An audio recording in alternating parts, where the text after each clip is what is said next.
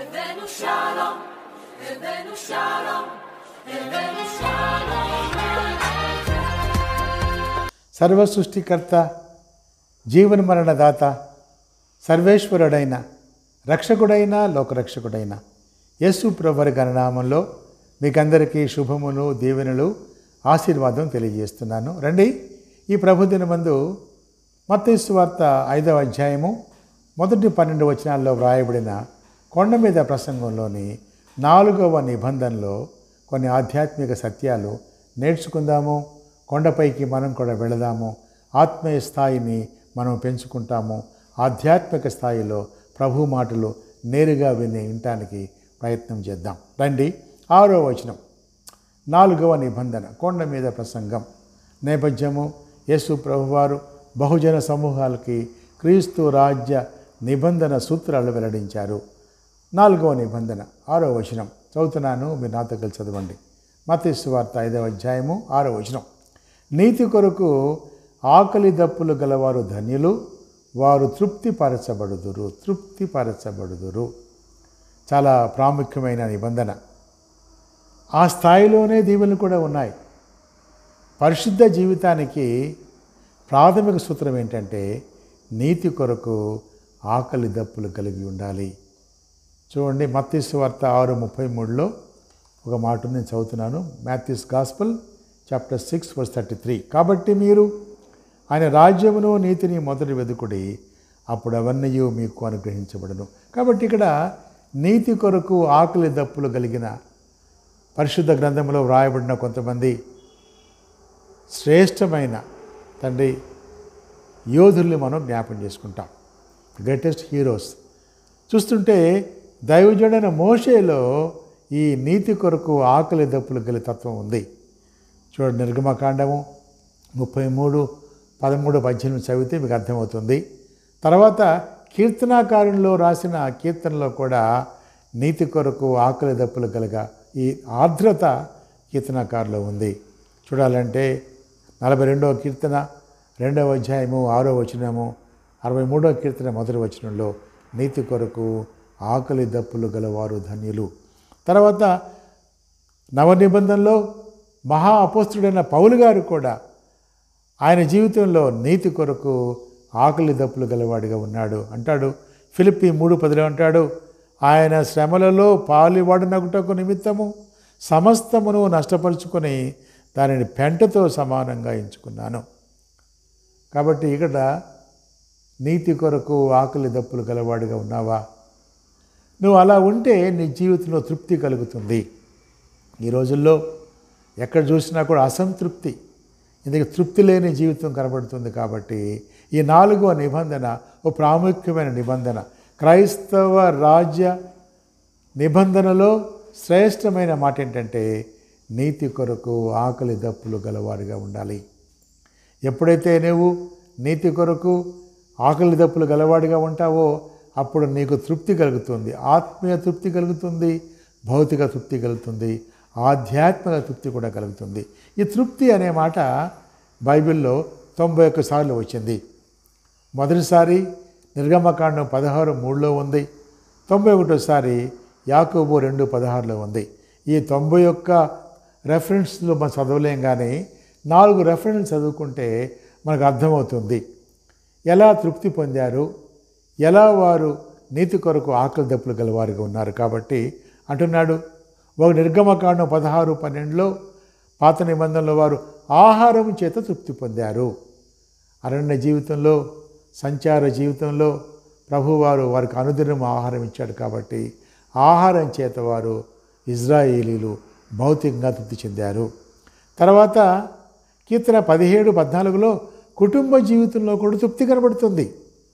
ఎవరైతే నీతి కొరకు ఆకలి దప్పులు గలవారుగా ఉంటారో వారి కుటుంబంలో తృప్తి కలుగుతుంది. మూడవదిగా కీర్తన 65:4లో మందిరంలోని మేలు చేత తృప్తి, అద్భుతమైన ఆశీర్వాదం అండి.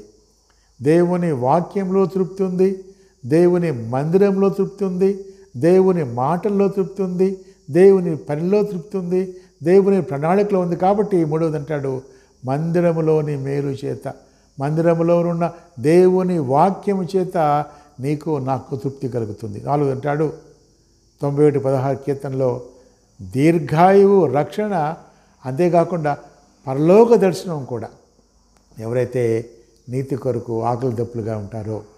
అయితే వాక్యం వింటున్న నీవు, నేను చెప్తున్న నేను ఈ 4వ నిబంధనను పాటిస్తున్నామా, పెడచెవిన పెడుతున్నామా? వింటున్నామా, విడిచిపెడుతున్నామా? ఆలోచిస్తున్నామా, మానుకుంటున్నామా? అంటున్నాడు, నీతి కొరకు ఆకలి దప్పులు గలవారు ధన్యులు, వారు తృప్తిపరచబడుదురు కదండి. కాబట్టి నీతి కొరకు ఆకలి దప్పులు ఉండాలి ఎల్లప్పుడూ కూడా. నీతి కొరకు, దేవుని నీతి, దేవుని రాజ్యం కొరకు, దేవుని కార్యం కొరకు, నూతన ఆత్మల సంపాదన కొరకు, పరిశుద్ధ జీవితం కొరకు, సంఘ క్షేమం కొరకు, క్షేమాభివృద్ధి కొరకు ఆకలి దప్పులు గలవారుగా ఉంటే నీకు తృప్తి కలుగుతుంది. అసంతృప్తి అనేది ఏనాడు కూడా కనపడదు. క్రైస్తవ జీవితంలో నీతి కొరకు ఆకలి దప్పులు గలవారుగా ఉండాలని ప్రభు పేరిట విజ్ఞాపన చేస్తున్నాను. దేవుని సన్నిధి కొరకు ఆకలి దప్పులు గలవారుగా ఉండాలి. నెంబర్ 1. దేవుని వాక్యము కొరకు ఆకలి దప్పులు గలవారుగా ఉండాలి. నెంబర్ 2. దేవుని సహవాసం కొరకు ఆకలి దప్పులు గలవారుగా ఉండాలి. నెంబర్ 3. దేవుని శక్తి కొరకు ఆకలి దప్పులు గలవారుగా ఉండాలి. నెంబర్ 4. దేవుని రాజ్యము వచ్చుట కొరకు ఆకలి దప్పులు గలవారుగా ఉండాలి. లోకము, ధనము, లోకాశలు, పరిశుద్ధాత్మను దుఃఖపరిచే ప్రతి కార్యము కూడా నీతి కొరకు ఆకలి దప్పులు లేకుండా చేస్తుంది.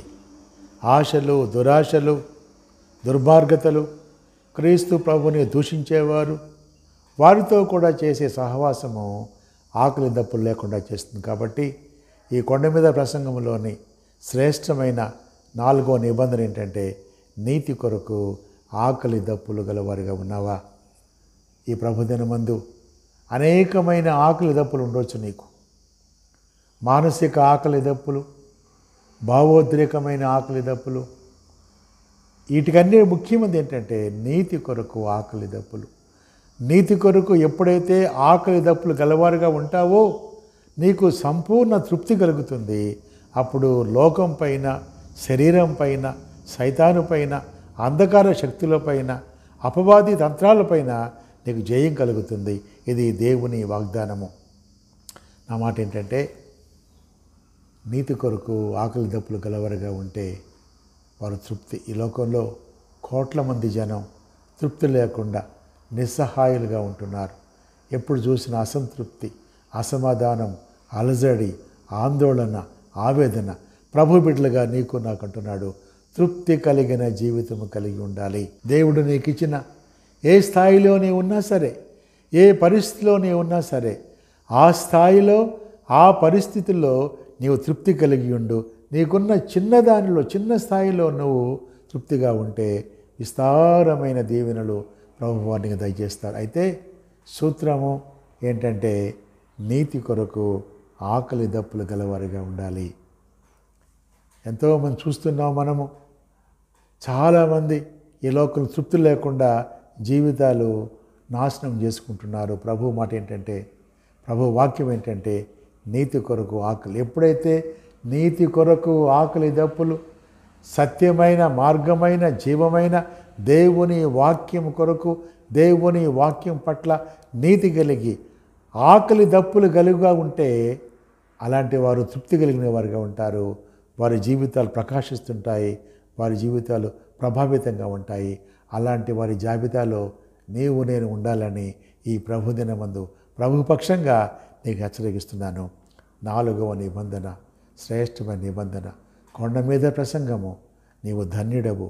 మెకారియోస్, మెకారియోస్, మెకారియోస్. ఎప్పుడంటే నీతి కొరకు ఆకలి దప్పులు గలవాడిగా ఉంటే అప్పుడు నీవు ధన్యుడవు. దేవుడు అలాంటి మహాకృప నీకు దయచేయనుగాక. ప్రార్థన చేసుకుంటా. అత్యంత మహాకృప గల తండ్రి, మా ప్రేమ గల నాయన ప్రభువా, మా దేవ, కొండ మీద ప్రసంగంలోని 4వ నిబంధన ప్రభువా, నీతి కొరకు ఆకలి దప్పులు గలవారుగా నన్ను మమ్మల్ని మార్చిన ఆయన. అనేక విధాలైన ఆకలి దప్పులు మమ్మల్ని తండ్రి ప్రభువా మా జీవితాలని డామినేట్ చేస్తున్నాయి ప్రభువా. మా జీవితాలు నడిపిస్తున్నాయి తండ్రి. ఆకలి దప్పులు అయితే ప్రభువా, మీ వాక్యం చెప్తుంది స్పష్టంగా, నీతి కొరకు, నీ రాజ్యం కొరకు, నీ మార్గం కొరకు, నీ నీతి కొరకు ప్రభువా ఆకలి దప్పులు గలవారిగా చేయనైనా. అలా చేస్తున్నప్పుడు ప్రభువా మాకు చెప్పలేని తృప్తి భరిస్తారని వాక్యంలో చెప్పబడింది ప్రభువా. ఎవరైతే వింటున్నారో ప్రభువా ఈ ప్రభుదినమందు వారందరినీ కూడా దీవించిన ఆయన. కొండ మీద ప్రసంగంలో మీ రాజ్య సువార్త నిబంధనలు, నిరంతర రాజ్య నిబంధనల్లో 4వ నిబంధన కాబట్టి ప్రభువా ఒక్కొక్క మెట్టు ఎక్కుతూ ప్రభువా మీ సన్నిధిలో మీకు సమీపంగా చేరే మహాకృప మాకు దయచేయి ప్రభువా. అలానాడు తండ్రి శిష్యులకు అలాగే బహుజన సమూహాలు ఎలాగ వచ్చి అసంఖ్యాకంగా వచ్చి నీ మాట విన్నారో, కొండ మీద ప్రభువా ముఖాముఖిగా నీ ముఖాంతం నుంచి మాట్లాడారో ప్రభువా, ఈరోజు మాతో మాట్లాడు ప్రభువా. నీతి కొరకు ఆకలి దప్పులు లేని వారికి ఆకలి దప్పులు దయచేయి ప్రభువా. నీ రాజ్యం కొరకు, నీ సువార్త పట్ల, నీ రక్షణ పట్ల ప్రభు ప్రతి వారికి కూడా అక్కర కలిగిన వారిగా మా లోకంలో మా యొక్క ప్రపంచంలో తండ్రి భూలోకంలో ఎవరు కూడా నశించిపోకుండా ప్రభువా మీ యొక్కనైనా కృపా సువార్తను, రక్షణ సువార్తను ప్రభువా, జీవితాలు మార్చగలిగిన సువార్తను అందించండి ప్రభువా. నీతి కొరకు ఆకలి దప్పులు దయచేయమని, ఆకలి దప్పులు లేని వారితో మాట్లాడమని ప్రభువా.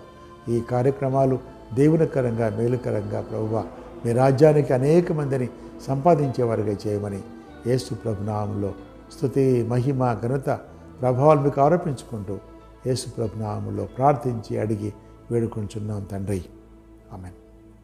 తండ్రి, కుమార, పరిశుద్ధాత్మ దేవుని సన్నిధి సహాయము, స్వస్థత, సమాధానము, సంతోషము, సమృద్ధి మనకు ఈ కార్యక్రమం ప్రతి కుటుంబానికి, మన బిడ్డలకు ప్రభు బిడ్డలకు మన జీవితకాల పర్యంతం సదాకాలము తోడయుండును గాక. Amen, amen, amen. Shalom and blessing to you all. God bless you all. దేవుడు మిమ్మల్ని దీవించును గాక. ఆమేన్.